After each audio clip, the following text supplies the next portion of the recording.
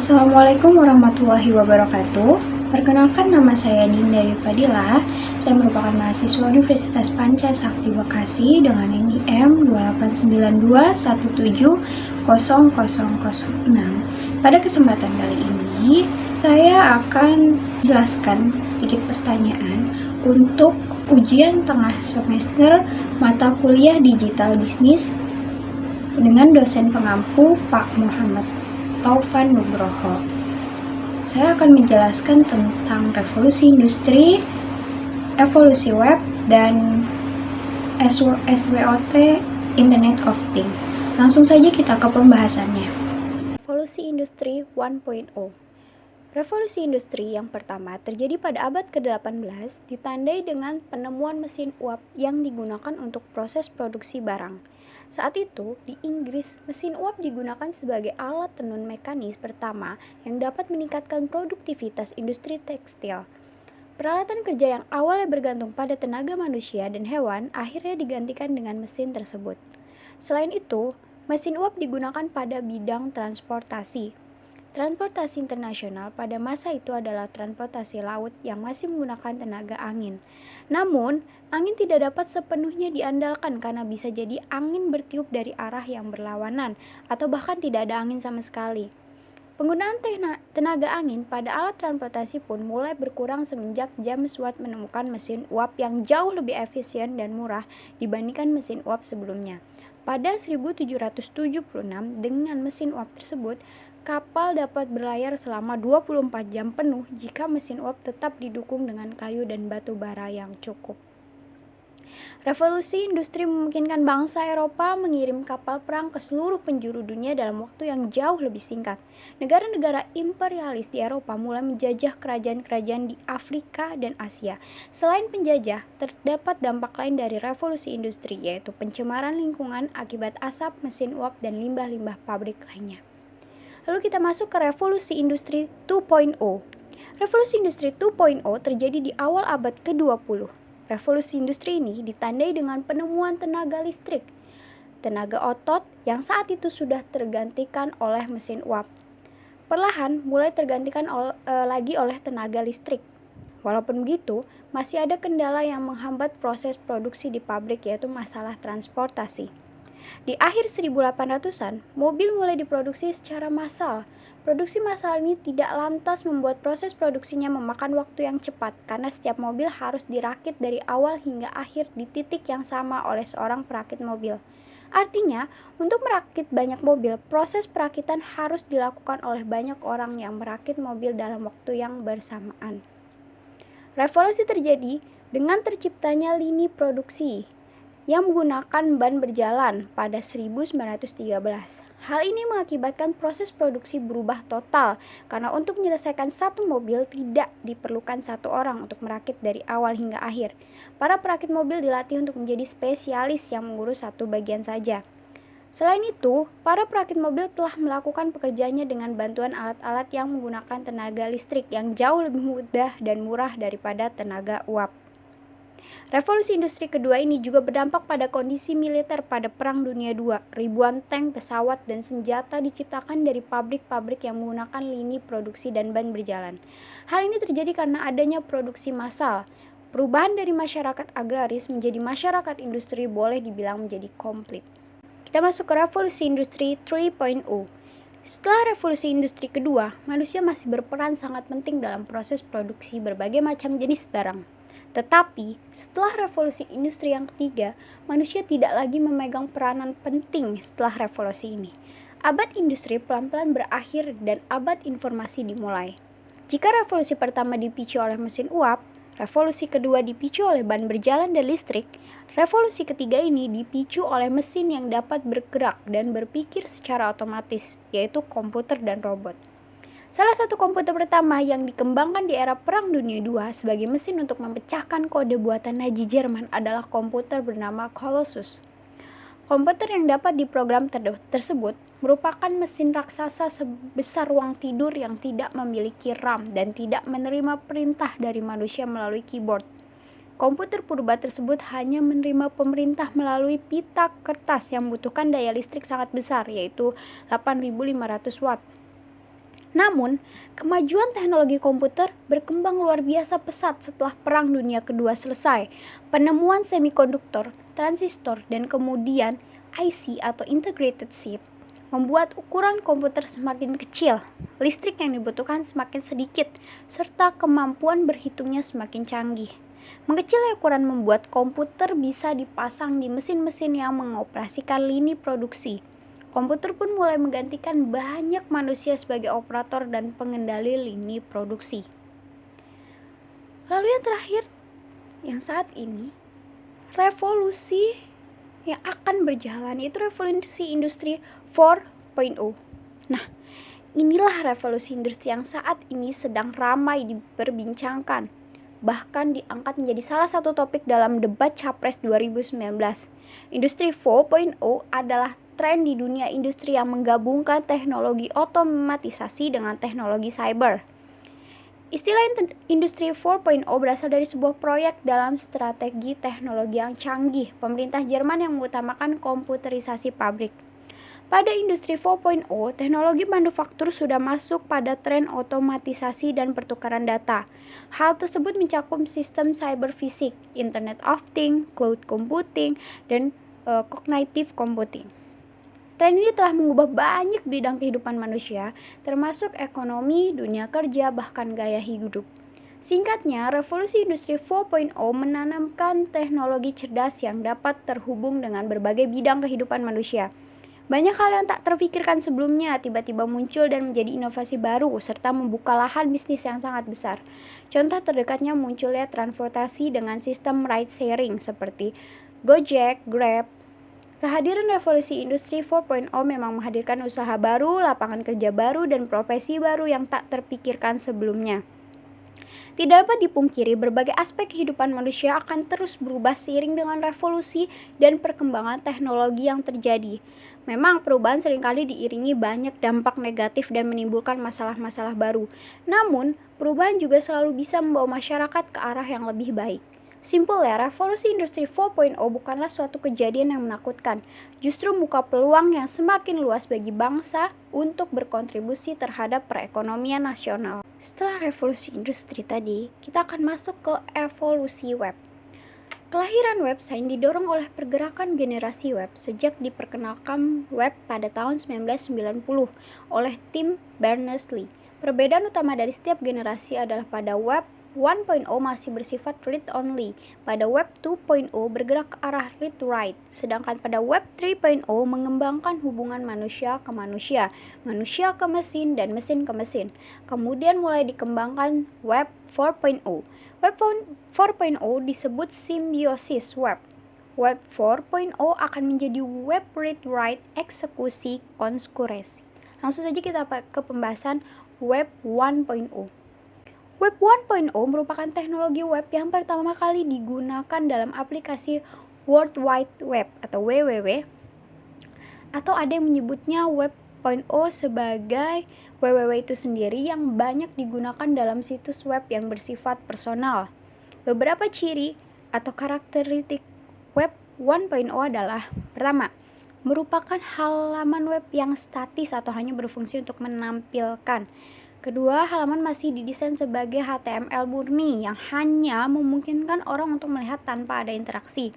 Ketiga, biasanya hanya menyediakan semacam buku tamu online tapi tidak ada interaksi yang intens. Terakhir, masih menggunakan form yang dikirim melalui email sehingga komunikasi biasanya baru satu arah. Lalu kita masuk ke Web 2.0. Web 2.0 adalah sebuah istilah yang dicetuskan pertama kali oleh O'Reilly Media pada tahun 2003 dan dipopulerkan pada konferensi Web 2.0 pertama di tahun 2004. Merujuk pada generasi yang dirasakan sebagai generasi kedua layanan berbasis web seperti situs jaringan sosial, wiki, perangkat komunikasi, dan folksonomi yang menekankan pada kolaborasi online dan berbagai antar pengguna. Web 2.0 adalah revolusi bisnis di dalam industri komputer yang terjadi akibat pergerakan ke internet sebagai platform dan suatu usaha untuk mengerti aturan-aturan agar sukses di platform tersebut. Prinsip-prinsip Web 2.0 adalah web sebagai platform, data sebagai pengendali utama, efek jaringan diciptakan oleh arsitektur partisipasi, Inovasi dalam perakitan sistem serta situs disusun dengan menyatukan fitur dari pengembang yang terdistribusi dan independen. Model bisnis yang ringan yang dikembangkan dalam gabungan isi dan layanan akhir dari siklus peluncuran. Perangkat lunak terakhir mudah untuk digunakan dan diadopsi oleh user. Web 3.0. Saat ini adaptasi Web 3.0 mulai dikembangkan oleh beberapa perusahaan di dunia seperti Second Life, Google Co-ops. Bahkan Indonesia sendiri juga sudah ada yang mengembangkannya, yaitu Lil Online, Lilo, Community. Dalam era Web 3.0, pengembangan aspek interaksi sebuah web mulai dipertimbangkan. Bagaimana sebuah web dapat memberikan sebuah interaksi sesuai dengan kebutuhan informasi setiap pemakainya. Merupakan sebuah tantangan utama dikembangkan versi Web 3.0 ini. Web ini bisa dibilang sangat care dengan kebutuhan kita karena menyediakan apa saja yang kita butuhkan. Contoh sederhana, dengan dukungan teknologi 3D animasi, kita bisa membuat profil avatar sesuai karakter kita. Kemudian melakukan aktivitas di dunia maya, layaknya kehidupan sehari-hari kita di dunia nyata. Mulai dari jalan-jalan, ke mall, ke bookstore, bercakap-cakap dengan teman lain, dan sebagainya. Kalau bisa disimpulkan, Web 3.0 adalah dunia virtual kita. Dia mampu memberi saran dan nasihat untuk kita, di samping menyediakan apa yang kita butuhkan. Memang, ini menjadi salah satu keunikan dari Web 3.0, karena konsep dasar yang digunakan adalah manusia dapat berkomunikasi dengan mesin pencari. Misal, kita bisa meminta web mencari suatu data spesifik tanpa perlu kita susah payah mencari satu persatu dalam situs-situs web yang hasil diberikan pun juga relevan. Langsung masuk kita ke Web 4.0. Konsep Web 4.0 adalah private secretary dalam bentuk organisme buatan. Setiap hari, seorang pasti mempunyai sebuah rutinitas, apapun bentuk rutinitasnya. Seluruh rutinitas tersebut bisa diketahui oleh aplikasi komputer yang kita miliki dan yang dijalankan secara online. Jadi kemanapun seorang pergi dan apapun yang dilakukan, semuanya direcord oleh alat-alat tersebut yang nantinya akan digunakan jika ingin mengetahui informasi apa yang dapat dibutuhkan. Bahkan teknologi ini bisa mengingatkan, menginterupsi, dan memberikan informasi manakala ada perubahan dari sebuah schedule atau rutinitas, membantu melakukan pencarian. Inti dari Web 4.0 dapat mengetahui apa saja yang kita lakukan, dan dia juga bisa membantu dalam melakukan pencarian informasi, menyimpan histori pencarian, bahkan mempertemukan orang-orang yang mencari informasi yang sama. Menurut Seth Godin dalam blognya, syarat utama teknologi Web 4.0 yang pertama ubiquity, yang kedua identity, dan yang ketiga connection. Selanjutnya, saya akan menjelaskan mengenai SWOT dari Internet of Things. Yang pertama, straight. Internet of Things dapat dimodelkan untuk mengurangi biaya. Contoh yang sangat mendasar dari perangkat yang terhubung adalah penggunanya di lantai pabrik, di mana unit produksi terhubung ke unit pengiriman dan penjualan. Jika produk tertentu dari suatu merek tidak berjalan dengan baik di pasar, mesin penghitung penjualan dapat memberitahu unit produksi untuk mengurangi atau menghentikan produksi secara tiba-tiba jika perlu. Dengan cara ini, perangkat yang terhubung dapat berkomunikasi untuk mengurangi biaya secara signifikan. Yang kedua, inovasi. Inovasi telah berhasil mengarahkan industri teknologi menuju puncak saat ini. Era menghubungkan perangkat untuk mewujudkan ekosistem cerdas memungkinkan yang tak terhitung. Situasi seperti ini menumbuhkan inovasi dan gagasan perubahan paradigma. Internet of Things masih dalam tahap awal, tetapi dapat dikatakan bahwa hal-hal besar dapat diharapkan darinya dalam waktu terdekat. Lalu, minat dan hype publik. Pada 2012, Internet of Things memulai debutnya di Gartner Hype Cycle. Pada tahun 2014, ia menyalip Bing. Ini adalah hasil dari semua buzz yang dihasilkan oleh Internet of Things dan perhatian yang disita dari konsumer dan vendor. Raksasa seperti Apple, Microsoft, dan Google sudah berlomba untuk membuat perangkat cerdas tersedia bagi konsumen. Hype media yang semakin meningkat dan berita utama yang berulang tentang Internet of Things adalah apa yang diperintahkan oleh Dr. Internet of Things disambut dengan hangat dan penerimanya di masa depan pasti akan meningkat. Lalu untuk weakness, kelemahannya sendiri, keamanannya. Kelemahan yang paling banyak dibicarakan dari perangkat penghubung adalah keamanannya dan bagaimana hal itu dapat dikompromikan oleh sekelompok kecil peretas. Aktivitas peretas baru-baru ini yang mencoba mendapatkan kendali atas lemari es pintar tidak berdampak baik pada reputasi Internet of Things. Namun, ada upaya yang dilakukan untuk merevitalisasi keamanan perangkat tersebut dan untuk menetapkan standar umum dan hal yang sama untuk hal yang sama. Lalu tantangan data. Setiap tahun Internet of Things memproduksi data dalam exabyte. Data ini perlu disimpan dan dianalisis untuk memperoleh informasi tentang parameter tertentu. Ketika semua perangkat terhubung, jumlah data yang dikumpulkan akan meningkat berlipat ganda. Pengumpulan analisis dan penyimpanan semua data itu adalah tugas yang sulit dan membutuhkan infrastruktur yang lebih baik untuk mengelola longsoran data yang menuju ke arah Internet of Things. Tidak ada peta jalan. Internet of Things masih dalam tahap awal. Tidak ada roadmap yang jelas, menyiratkan bahwa tidak ada arah pasti kemana arah pembangunan itu bergerak. Dalam skenario seperti itu, teknologi bergerak maju dengan inovasi saat ini dan ketika itu terjadi. Sebagai calon pelanggan, mungkin menemukan 10 varian untuk satu gadget. Atau mungkin tidak ada untuk gadget lainnya. Pengembangan berbasis kebutuhan semacam ini akan berlanjut sampai debu mengendap dan standar tertentu ditetapkan oleh pengembangan Internet of Things. Lalu untuk opportunities-nya sendiri atau peluangnya, yang pertama ada aplikasi perawatan kesehatan. Pergeseran paradigma ke bidang perawatan kesehatan pribadi adalah agenda yang memimpin revolusi perangkat yang terhubung. Ada beberapa peluang bagi pengembangan untuk berinovasi dan membuat solusi untuk membuat hidup kita lebih mudah. Perkembangan terkini dari HealthKit dan ResearchKit oleh Apple hanya sebuah langkah maju ke arah peningkatan perawatan kesehatan. Dengan begitu banyak ide yang muncul dari waktu ke waktu dan keadaan teknologi saat ini, segala sesuatu mungkin terjadi. Sebagai pelanggan potensial, ini adalah situasi win-win bagi Internet of Things. Lalu, perangkat yang dapat dikenakan, jam tangan pintar, kaca pintar, pakaian pintar, semuanya membawa label pintar saat ini. Jam tangan dapat merekam aktivitas kita sehari-hari, rutinitas olahraga kita, dan banyak lagi. Kacamata pintar akan hadir untuk membuat segala sesuatu di sekitar kita menjadi interaktif atau menjadi hologram. Semua ini membawa kita ke masa di mana semua yang kita pakai dan pegang bisa berpikir sendiri. Manajemen infrastruktur. Sektor manajemen infrastruktur adalah bidang lain yang dapat memanfaatkan IoT secara maksimal. Perangkat yang dapat dikenakan seperti Google Glass dan jam tangan pintar telah digunakan oleh perusahaan pengeboran lepas pantai dan perusahaan konstruksi. HoloLens dari Microsoft berjanji untuk memainkan peran penting di bidang infrastruktur.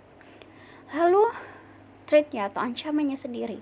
Pertama, kerentanan terhadap peretas.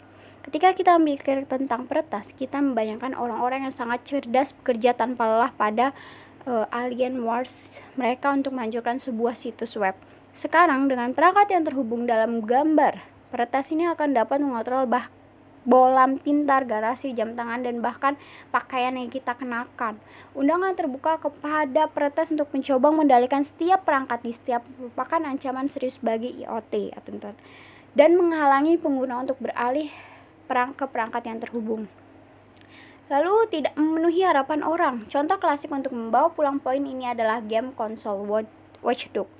Game ini dipertinjau di sebuah konferensi saat masih dalam tahap awal pengembangan.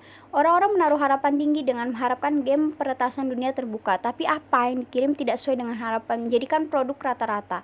IoT di sini telah mencapai puncak hype-nya. Orang yang memiliki harapan yang realistis dan berlebih dari IoT, harapan yang berlebih ini merupakan ancaman bagi Internet of Things jika produk gagal memenuhi harapan pengguna. Terakhir, kurangnya permintaan karena biaya tinggi. Jujur saja, jam tangan pintar, kacamata, atau bahkan bohlam tidak murah. Paket 3 bohlam pintar hampir 3 kali lipat biaya bohlam biasa. Sangat bagus bagi kami bahwa perusahaan sedang mengembangkan perangkat yang terhubung, tetapi mereka tidak akan berguna jika target audiens yang dituju tidak mampu membelinya. Harga jual yang besar adalah ancaman yang sangat besar yang membayangi Internet of Things dan pertumbuhannya. Berikut daftar pustaka atau daftar referensi dari materi-materi yang saya cari. Baik, sekian presentasi dari saya.